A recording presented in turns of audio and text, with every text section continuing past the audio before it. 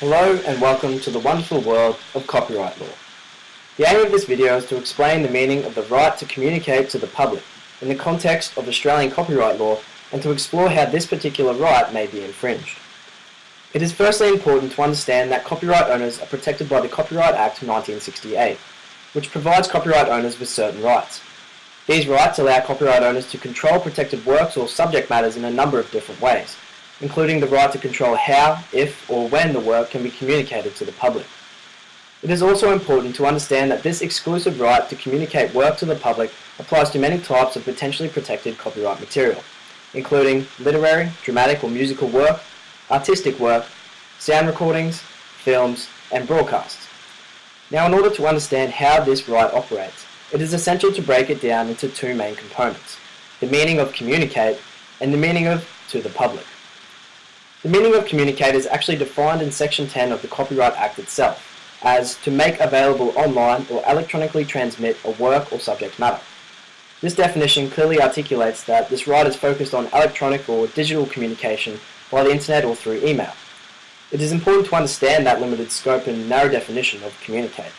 For example, communicate for the purposes of this right will not include the communication of hard copies of musical work, artistical work, or films.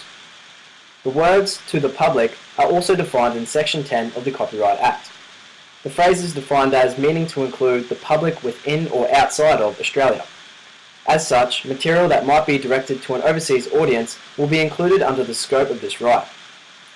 In the New South Wales case of Woolworths and Olsen, Justice Einstein built upon this meaning further and held that whether a communication is made to the public is very much a matter of fact and degree, requiring the court to consider the identity and purpose of the sender, the general accessibility and intended audience of the communication, and the identity of the recipient. Justice Kirby in Telstra Corporation and Australasian Performing Right Association also developed three principles to consider when dealing with the meaning of to the public. Justice Kirby held that a communication can be to the public even if it is received in private and domestic circumstances. In the 1940 case of Malloy and Australian Broadcasting Commission, a radio program broadcast on the airwaves at large but received in individual households was held to be a broadcast to the public. This case was decided before the current meaning of communicate was developed, so a new age example of this principle would be, say, putting copyrighted work out onto the internet which is then received privately by individuals.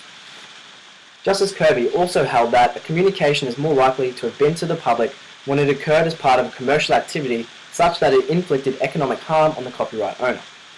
For example, with a musical work, the right to communicate to the public were more likely to have been infringed if such a work could have been sold to the benefit of the copyright owner.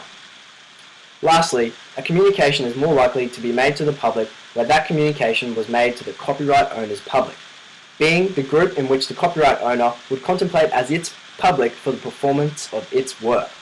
So, in using the musical example from before, if a copyrighted musical work was communicated to a group of musical critics, it is more likely that this will be construed as an infringement, as it has been made to a group which can be considered well within the copyright owner's public. So, in conclusion, the right to communicate a work to the public will be infringed when A. The copyrighted work has been made available online or electronically transmitted, and B. This communication was made to the public, taking into account factors such as the identity and purpose of the sender, the intended audience, whether or not this communication would be likely to inflict economic harm, and whether or not the communication was made to the copyright owner's public.